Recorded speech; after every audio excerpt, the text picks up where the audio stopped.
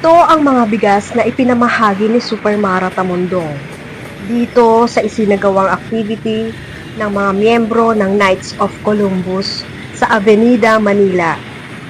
Ang bigas kasi ang pangunahing pagkain ng mga Pilipino. Kaya ito ang kalimitang ibinibigay ni Super Mara sa ating mga kababayan sa lungsod ng Maynila. Ang 3 kilong bigas ay bibilang na rin ang araw upang maisalba ang ating mga kababayan sa kanilang budget para sa pambili ng bigas. At ito po ay first class na bigas, meaning masarap po siya. Kaya napakalaking tulong na po ito para sa kanila.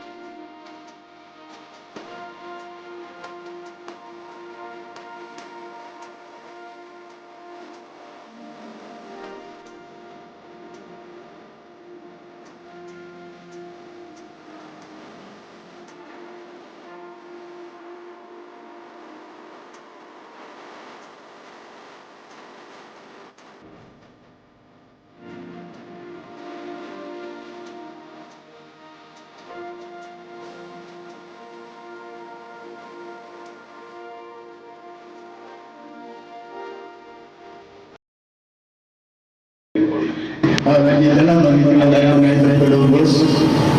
Dito po kami, welcome po namin kayo sa kami. Tapos nagpapasalamat sa inyong atensyon. Amin. Maliit na simbahan namin ito.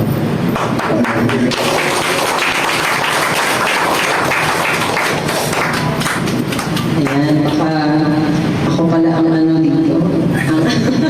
Actually, bago ako bumaba ng sasakyan, nagpabango ako, pero nang ibabaw. Pero, syempre, tuwan-tuwa ako unang-una sa lahat. Maraming salamat po sa inyong imbitasyon para sa akin. Ako po ay makagaupang palad ninyo. At syempre, yung pagtulong po natin, may ibaba po natin sa ating mga kababayan. Actually po, ito po yung kauna-unahan na ako ay bumaba ulit ngayong linggo po na ito sapagkat nagkaroon po ako ng kaunting karamdaman, nagkasakit po dahil nga siguro sa panahon na rin, pero natutuwa po ako. Ang unang pagbaba ko ay dito po sa ating parokya, dito po sa simbahan. At ako po ay nagagalak at natutuwa na makilala ko po kayong lahat. Ang sabi nila sa akin, mga senior citizen na raw po kayo. Baliktad na pala talaga ang mundo ngayon sapagkat ang ating mga senior citizen ang parang mga binata at dalaga ngayong panahon na ito. Siyempre, napaka-aktibo po ninyo. Bilib na bilib po talaga ako sa ating mga senior citizens. Kasi ngayon po, nabigyan pa ako ng maraming dahilan at pag-asa na hindi pala porket nagkakaedad tayo, mahihinto na yung ating ginagawa. Kung hindi dito pala nag-uumpisa yung ating pagiging aktibo na tayo ay makatulong bilang isang magulang na hindi pala nahihinto ito sa ating tahanan. Kung hindi pati paglabas ng tahanan, tayo po ay magulang pa rin sa iba at sa ating sambayanan, lalo na po sa Pilipinas. Ayan, kaya maraming salamat po. Baka gusto nyo mag-hello. Andito po ang ating mga vloggers na aktibo rin po na pinopromote yung mga pagtulong po natin. Baka gusto nyo pong bumati ng sandali. Maraming salamat po sa pagdalaw sa amin. Super Mara at ang sa inyo pong mga staff. Magandang umaga po sa inyo lahat. Okay, hindi ko po makakalimutan to. Pinasya lang kami ni Ma'am Mara Tamundong. Yes. God bless us all. Yan po. Ay, magandang umaga po sa inyo. Thank you, Super Hero Mara. At I just watched the news yesterday about the approval from the Congress sa senior citizens na United, ano ba yun? Universal.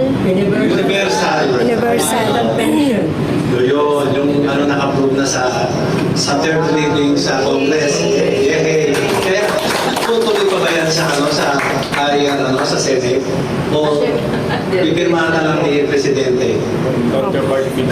Maraming salamat po sa inyo. Sana po makarating sa kanila at ma-approve agad ni Presidente. Thank you po kay Ma'am Mara. Nakapasyal sa amin. Yes.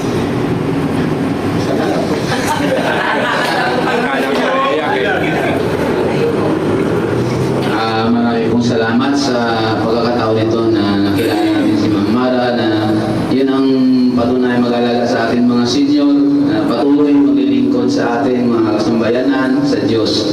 Marami pong salamat sa inyo lahat sa pagdalaw sa amin. Thank you po. Kayo po. At yung mga nagpapasalamat kami kay Ma'am Mara sa isang karangalan namin na pumunta kayo rito sa aming parokya. Salamat. Ito pong ating kasamahan pa. Yes, the members ng aming medical dental team, ako po yung head sa medical dental team namin sa Knights of Columbus. So sana parang araw, itong mga susunod namin gagawing medical mission, ay matulungan tayo ni Ma'am Mara. Di ba, mga kasama? Ayan. So maraming salamat at na-meet kayo namin ngayon dahil first time din namin na nakita kayo. Kaya thank you very much. Magandang umaga po sa inyo lahat. Lalo po kay Ma'am Mara na talagang nagbigay ng panahon para tayo ay gabaya, tayo ay samahan dito sa ating counting medical dental and sana patuloy siyang gumanap na bilang superhero ng mga senior citizen. Salamat po sa inyo lahat at salamat din po sa mga kasama niyo. Magandang umaga po sa inyong lahat, sa mga miyembro ng Knights of Columbus. Lalo na po kay Chairman Mara Tamundong. Kasi po siya po yung pinakamalaking bagay na nakakatulong sa mga matanda. Sana po yung madagdagan pa po yung kanyang pagtulong para sa ganun. Sa hindi na po sa buong distrito niya, buong distrito na Maynila, sana po magalungan niya. Lalo po ang mga senior citizens. Maraming salamat po.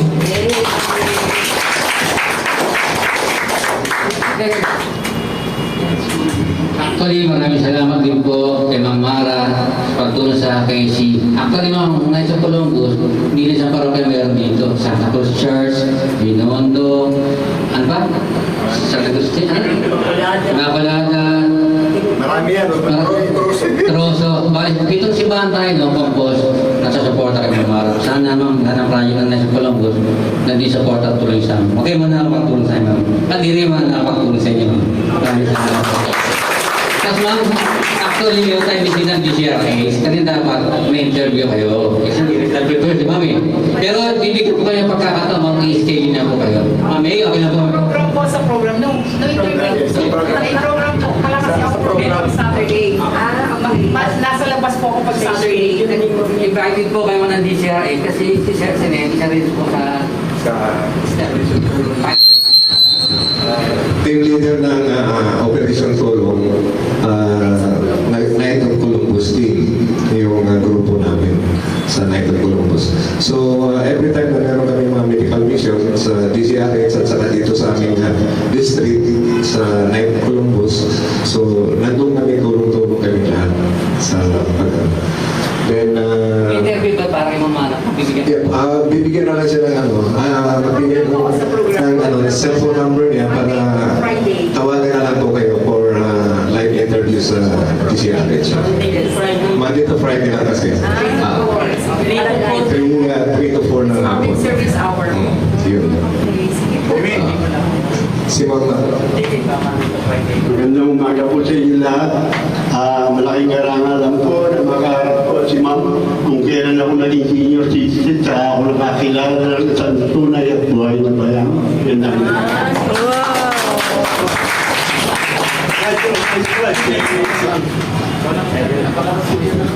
Senior citizen.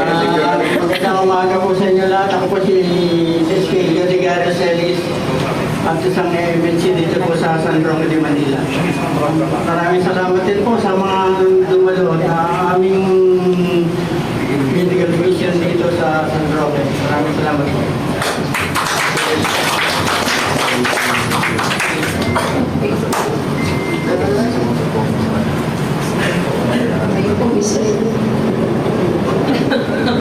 Anyway po, ayan, narinig po natin ang ating mga makikisig at saka mga gwapo.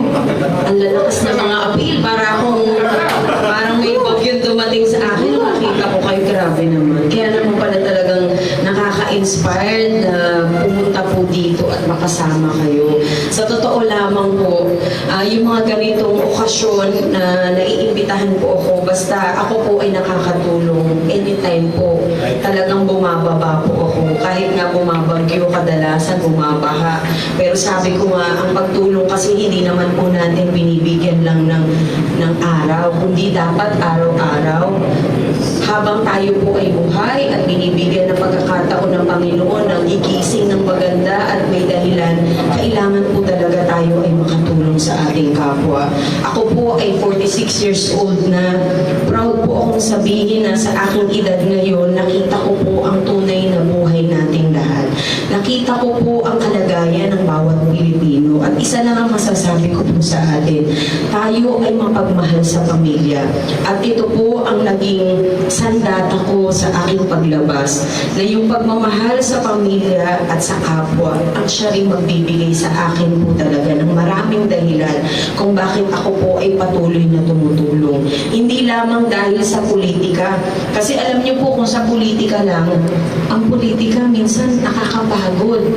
Pero kung tumutulong ka talaga ng bukal sa iyong puso, wala pong espasyo ang pagod. Katulad po ninyo na nandito, na nagsasama-sama bilang isang grupo po ninyo na Knights of Columbus, ang dahilan din po ng inyong samahan ay ang pagtulong. Kahit na po pwede na kayong mamalengki sana ngayon, pero nandito po kayo, pwede naman sana kayo po ay magtrabaho para kahit paano kumita. Pero bakit po natin ginusto na tayo po ay nandito at bigyan ng panahon? Sapagkat ito rin po yung panahon na nabibigyan natin ng pag-asa ang ating mga kapwa Pilipino. At yun din po ang naibibigay ninyo sa akin na hindi lamang pala ako nag-iisa, kung hindi maraming superhero ang katulad po natin na nagnanais po ng magandang kinabukasan para sa ating mga anak.